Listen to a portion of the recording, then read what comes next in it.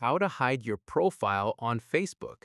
This tutorial shows you how to make your profile invisible and control who can find you. First, open the Facebook app on your Android device. After that, tap on the three horizontal lines in the top left corner.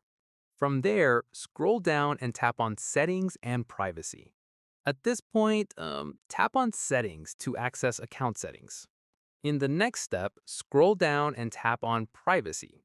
Following this, tap on how people can find and contact you. Once done, under Who can send you friend requests, select Friends of Friends instead of Everyone. From here, tap on Who can see your friends list and select Only Me.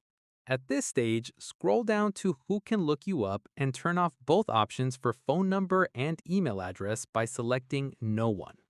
After this, make sure Do you want search engines outside Facebook to link to your profile is toggled off. Once completed, under How you get message requests, you can select Don't receive requests to block all message requests.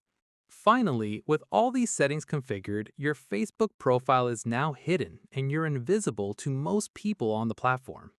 And that's it. If this privacy guide helped you hide your Facebook profile, give it a like, subscribe for more Facebook tutorials, and tap the bell icon for updates. See you in the next one.